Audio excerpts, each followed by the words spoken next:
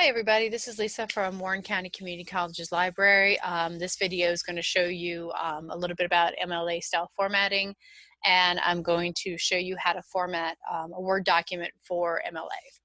So to get to the resources I'm going to show you today, you go from the www.warren.edu webpage and you click on the library link all the way on the right side. This brings up the library's homepage. So we're going to go straight to the tab that says MLA style formatting. And to get to this information, you just click directly on the tab and it brings up all the MLA stuff I'm going to show you today. So first of all, let's talk about MLA in general.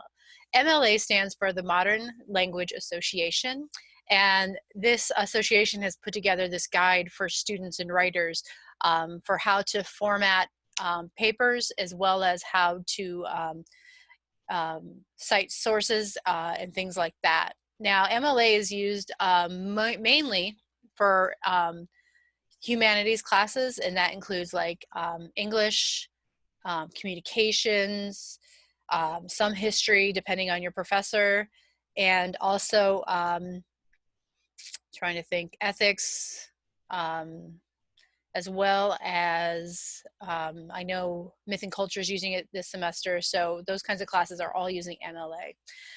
And so that's opposed to the sciences and the soft sciences, which use APA.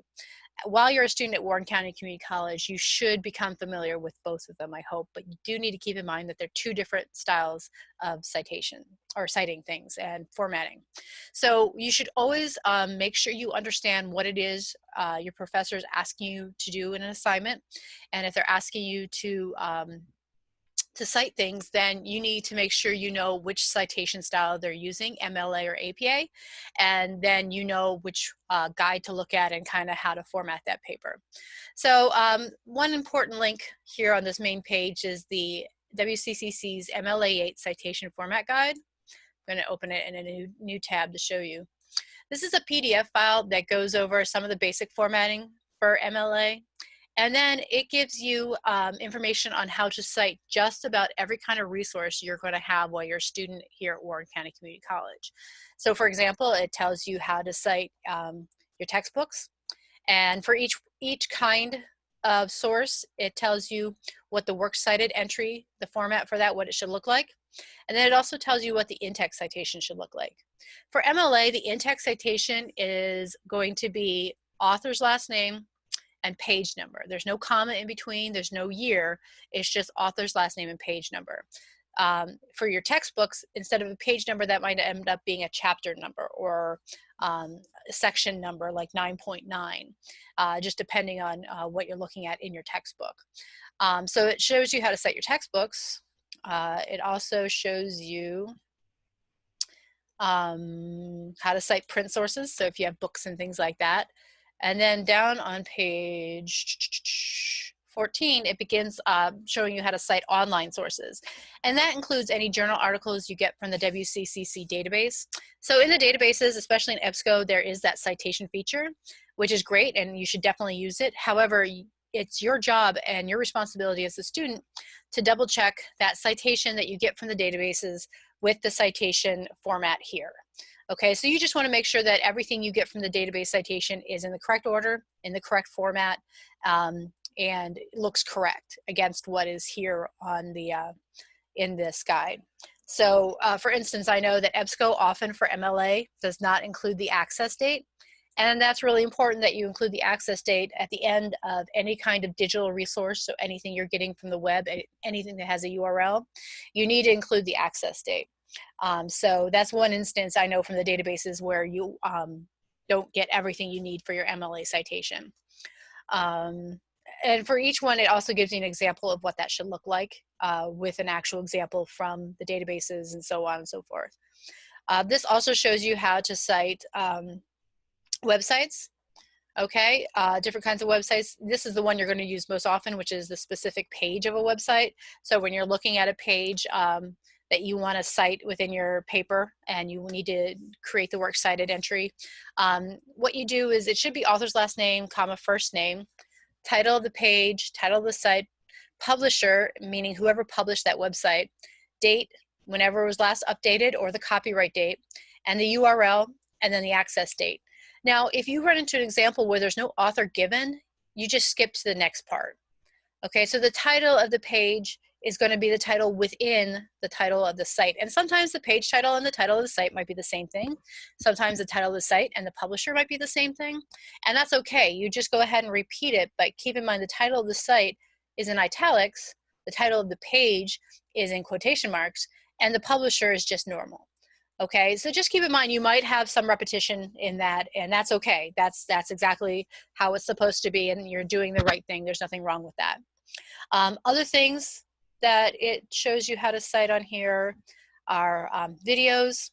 Okay, so if you're watching a streaming film or you watch a film and you want to use that in your paper, this tells you how to cite it, as well as like YouTube videos. And there's nothing wrong with using YouTube videos as a source of information, as long as you've looked at it and it seems pretty credible.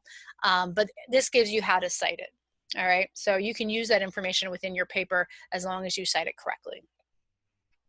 So if I go back to the MLA style formatting tab here, there's also a tab that goes is formatting in MLA. So this shows you the basic requirements of an MLA paper in terms of formatting, and that is you have 1-inch margins for the paper.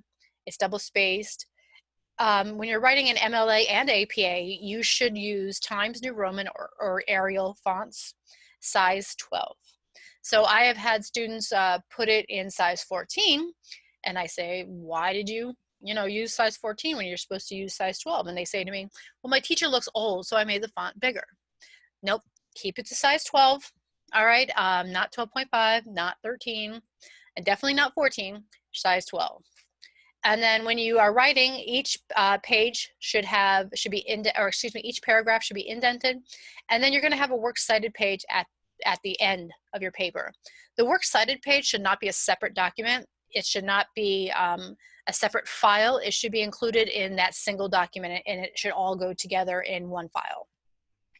Now on the top of the first page in MLA, you're going to list on the left-hand side your name, your professor's name, the class you're in, the date the assignment is due, and the title of your paper. So you can see that here, what it should look like. And then you're also going to have in the right-hand corner your last name and page number. And I'm going to show you how to go ahead and format that in Word in just a second. There's a tab for in-text citations. So when you're using MLA or APA, you have 2 different types of citations for each resource. The first type of citation is the work cited citation. So that's at the end of the paper, and it includes the entire citation for the resource you're using. But then you also have an in-text or parenthetical citation, and that is kind of a shortened citation within the writing of your paper that then leads to the source and the complete information in your works cited list. There should be nothing cited in the text of your paper that is not included in the works cited entry or works cited page, and vice versa. You should not have something on your works cited page that does not have a parenthetical citation within your paper. In other words, don't put down sources that you don't actually use within your paper in the works cited list. That's just not in practice, and we don't want to see that because it can be very misleading. So again, when you're doing an in-text citation, it's going to be author's last name and page number. And it doesn't matter if you're quoting it, which these are 2 examples of how to quote in MLA. Doesn't matter if you're paraphrasing it. And again, here are 2 examples of how you can cite a paraphrase in MLA, or if you are summarizing. So if you're not taking the words directly and you're putting them into your own words, you still need to cite where you got that information from because it's not your original information. The assumption is when you turn in a paper and you don't cite something that's in your paper, you're saying it's your own information. And we know 99% of the time that's not true. So you need to cite even when you're putting it into your own words and paraphrasing something. There is a page, a tab here for direct quotes, paraphrasing and summarizing that takes you through what each one of those involves and stresses the idea that you need to cite them all. And finally, this tab right here, the works cited page. Again, this shows you the formatting for the works cited page, and it gives you an example of what it should look like. Okay, so it should be in alphabetical order with hanging indents. You have works cited at the top of the page. It continues your last name and page number that has been throughout your paper. And it should also be double-spaced in Times New Roman font, just like the rest of your paper. It all should have the same font style, same font size throughout everything, and that includes your works cited. So I want to go ahead and show you how to set this up in Word. I have a blank Word document here, and immediately in Word, there's a couple of things you should note that is the usual format that Word opens up with. So first, it usually already has your 1-inch margins in here, and you can see that here. These are 1-inch margins. So that is almost always in there automatically. If it looks funky, you can always check the margins if you go to Layout and you go to Margins. And you can see the one that this is at is normal, so I have 1 inch all the way around. But if that doesn't happen and there's something funky in there, you can always go to Custom Margins and create the margins as they should be. So the other thing I can see when I'm looking at this document that Word, that's part of Word's automatic formatting, is that it's in Calibri size 11 font. So to change that for the whole paper, if you hit Control and A, that is select all. Even though we don't have anything written yet, hit Control A, go ahead and change this to Times New Roman, size 12. And then remember that the whole paper should be double spaced as well. So if you go to the paragraph area and you go to the little drop down menu here and you click on it, the spacing, which is the third area here, Word automatically puts in this crazy spacing. I don't exactly understand why, and I'm sure there's someone out there who can tell me. I don't know if I care that much. I just know that you have to fix it. So after should not be 8, it should be 0. And instead of multiple, you want it to be double spacing, and hit OK. So now our paper should be, from this point on, Times New Roman 12. It should be double spaced, just like I need it to be. Now on this first page, as we saw from the example from the databases, all right, this first page has very specific information on it. So you go ahead and you put in your name, your professor, the class, and the date. And this date is in what we call European style. So you put the day first, oops, put the month, and then put the year. Okay, and then you do 1 space, and you go ahead and change the paragraph setting to center, and you put in the title of your paper here. All right. Now the other thing you need on this first page, which you can see from the example over here, is you need to have your last name and the page number. So that's in the header of the document. So to get to the header, just double click above in this blank area up here, and it'll bring up your header section. So you always want to put in the page number first, because if you don't put the page number in first, it will delete when you try to put other text in there. So you go up here to page number, you drop down to top of page, and it should be already on the, excuse me everybody, my language is not working for me. It should be completely over on the right hand side. So that's usually plain number 3. You click on that, and there's your page number. And then you put in your last name and space 1, 2, 3, just like that. And that's exactly what it should look like. Now, also you need to make sure that this is in the correct font, because it wasn't part of what we highlighted before to change the font. So we go ahead, highlight it, make it Times New Roman, size 12. Everything in your MLA paper should be Times New Roman or Arial, size 12. All the font should match. So then to get out of the header, just double click on the normal part of the document, and there you go. There's your header. So after title of your page, you do 1 space, you go ahead and align left, you do an indentation, and you start writing your paper here. Okay, and you're going to have your paper, it's going to keep going, another paragraph, more stuff, blah, blah, blah, blah, blah. And then you'll get to this, and maybe at this point you get to the end of your paper and you're writing your conclusion, and then that's the end of your paper. By the way, do not write the end at the end of your paper. I'm just putting that there as a marker to show that this is where the paper ends in terms of what it looks like in Word. Okay, so don't put the end, because I don't want professors coming to me and having students say, well, Lisa told me to put the end at the end of my paper. That's not what I mean. That just means I'm marking the place where the end is, because I want to show you now how you do your works cited page. So at the end of your paper, what you're going to do for your works cited page is you're going to go up to Insert. You're going to put in a page break. And that starts you on a new page within the document and continues your last name and page number up here, which is exactly what we want to see. All right, go back to Home. And in the center of the top of the works cited page, it should say Works Cited. This shouldn't be in bold, it shouldn't be in italics, it shouldn't be bigger font, it should all be the same font.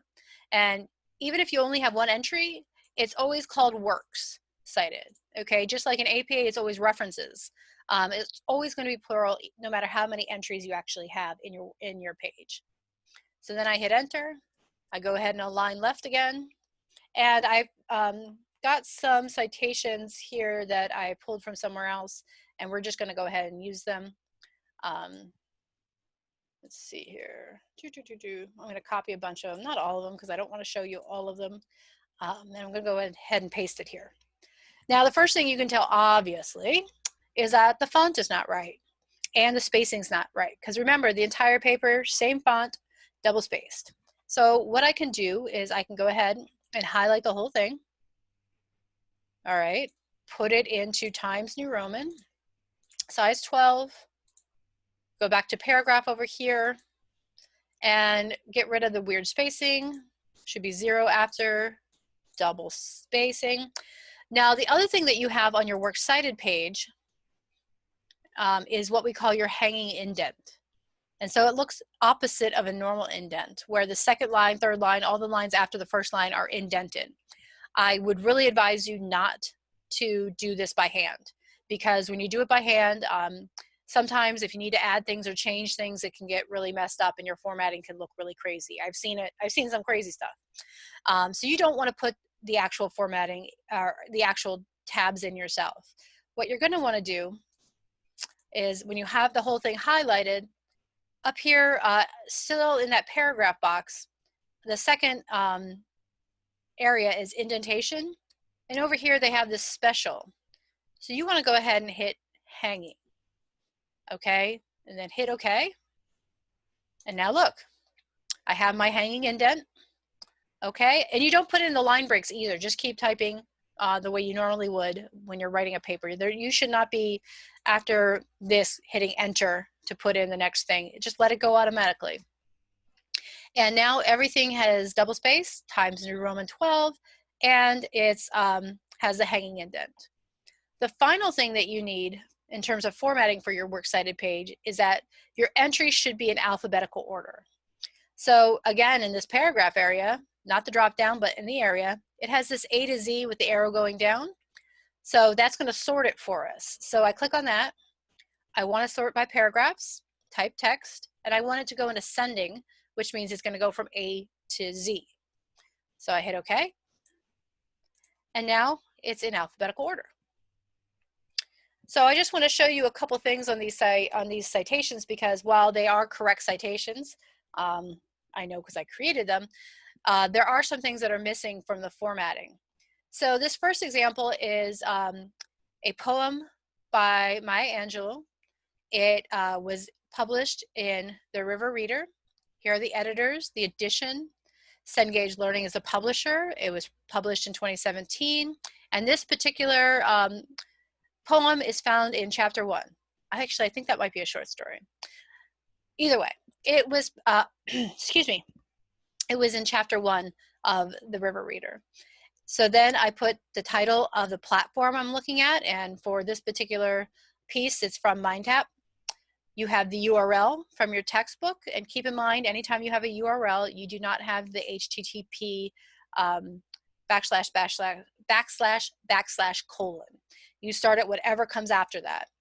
And then you have your access date at the end, okay? And again, just like on the on this first page, you're going to use what we call European style dating format. And so it'll be accessed day, month, year. Now you can see the title of the entry is in italic, or is in quotation marks. Now the River Reader, the title of books and journals need to be in italics. So I need to make that italicized. And then MindTap, which is the platform, also needs to be in italics. And that makes the difference between a citation being right and a citation being wrong. Now the second entry is from a web page. There was no author listed, so we went right to the title of the web page. And it should actually be in quotation marks because the title of a web page should be in quotation marks. And this is the publisher, the year, here's the URL, and then the access day. Again, day, month, year.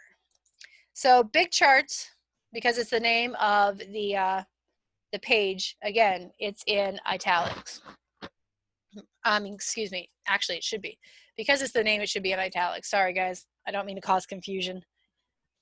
I've been doing this a lot today. My brain's a little scattered. Okay, so the title should be in italics and everything else on there is correct. The next one is a story that is found within a textbook, and it's coming from the physical book. It's not an online book. So you put in the author, last name, first name of the person who wrote the entry, just like we did with Maya Angelou up here. And then the title of the piece is in quotation marks. And I know from earlier that the title of the book should be in italics. And then I give the editors, I give the edition, the publisher, the year of publication, and then the page numbers that this particular story is on within that bigger book. Okay, and this is what we call a previously published item, because the yellow wallpaper was published separately from this book, but then it appears in this book, so we have to reference not only the actual story, but we also have to reference the book that it was found in. Okay, so this is considered, this literature book is considered an anthology, so that's how it needs to be cited. This one, again, is citing a book, but it's citing the entire book. So this cites an entry in this anthology. This right here cites the anthology. So you have, and you can see it has editors rather than authors. So you have the first editor is last name, comma, first name, and then you put and in, and then you put first name, last name of the second editor, and so on, and indicate that they're editors. And then again, the title of the book needs to be in italics. And then you have the edition, its publisher, and the year of publication. Okay, so let's see another one here. So here's an example of a movie. West of Memphis, I include the directors, the performances, the publisher, which was Sony, the year of publication. Now the platform that I saw it on was Amazon Video, and then I put in the URL from Amazon and the access day, month, year.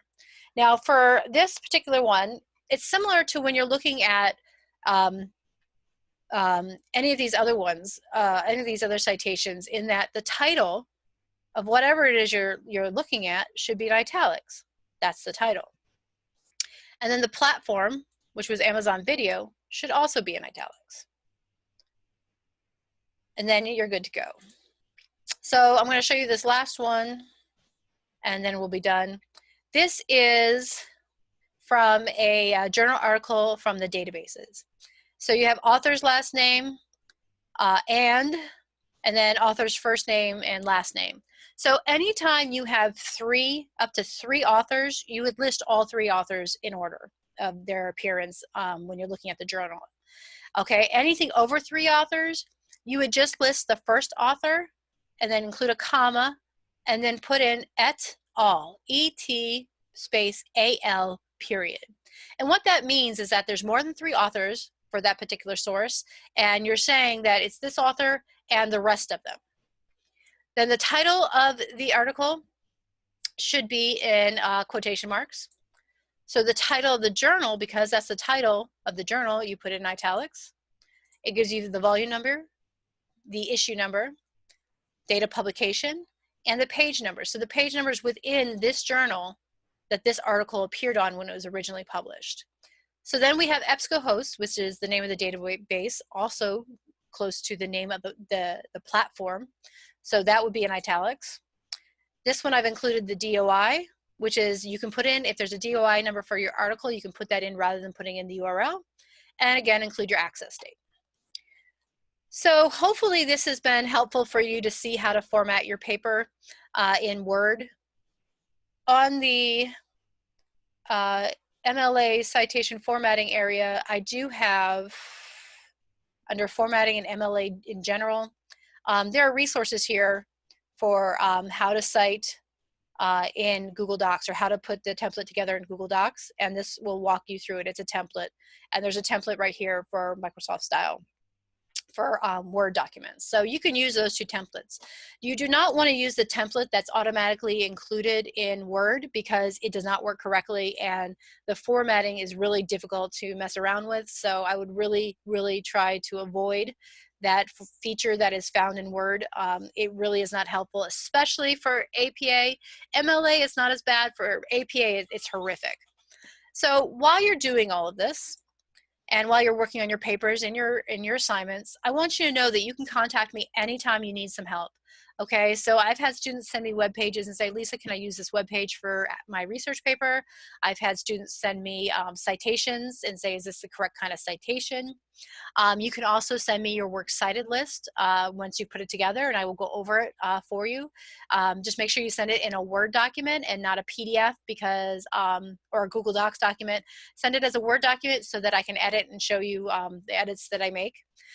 So you can email me at wcclibrary@warren.edu, or you can call me at 908-835-2337. That is my voicemail line. So you can leave a message there. Tell me your name, tell me what it is you're having issues with, provide me with your phone number, and tell me when a good time to call you back would be, because I don't want to call you at a bad time. We can also set up one-on-one virtual meetings through GoToMeeting if that's something that you'd like to do. But either way, if you're having issues, please don't be afraid to reach out, and there is no questions that is stupid. I'm here to help you, and that's my job, is to make sure you guys are successful while you're here at WCCC, no matter what the circumstances are. So I hope you all have a great day, and please let me know if you have any questions. Thank you. Bye.